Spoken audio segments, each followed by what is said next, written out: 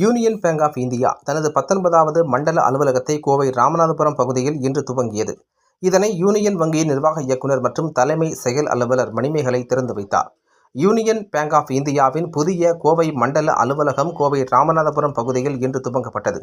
இதனை யூனியன் வங்கியின் நிர்வாக இயக்குநர் மற்றும் தலைமை செயல் அலுவலர் மணிமேகலை ரிப்பன் வெட்டியும் குத்துவிளக்கேற்றி வைத்தும் துவக்கி வைத்தார். தொடர்ந்து யூனியன் வங்கி கிளை மேலாளர்களின் ஆலோசனைக் கூட்டம் நடைபெற்றது. இதில் கலந்து கொண்ட மணிமேகலை கூறுகையில், கடந்த 1919ஆம் ஆண்டு துவங்கி சிறப்பாக செயல்பட்டு வரும் யூனியன் பேங்க் ஆஃப் இந்தியா தனிநபர் கடன், வீட்டுக்கடன், தொழில் கடன் என பல்வேறு புதிய திட்டங்களுடன் இந்தியா முழுவதும் நூற்றுக்கணக்கான கிளைகளை கொண்டு செயல்பட்டு வருகிறது. இந்த நிலையில் தொழில் நகரமான கோவையை தலைமையிடமாக கொண்டு புதிய கோவை மண்டலம் அலுவலகம் ராமநாதபுரம் பகுதியில் துவங்கப்பட்டுள்ளது. இது 19வது மண்டல அலுவலகமாக துவங்கப்பட்டுள்ளது என தெரிவித்தார்.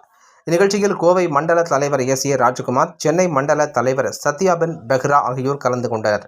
மேலும் இக்கிளை கோவை, திருப்பூர், திருச்சி, மதுரை, திருநெல்வேலி உள்ளிட்ட 5 மாவட்டங்களை ஒருங்கிணைக்கும் 280 கிளைகளை உள்ளடக்கிய கோவை மண்டல அலுவலகமாக செயல்பட உள்ளதாக தெரிவித்தார். விழாவில் பல்வேறு கிளை வங்கி மேலாளர்கள், ஊழியர்கள் என பலர் கலந்து கொண்டனர் என்பது குறிப்பிடத்தக்கது.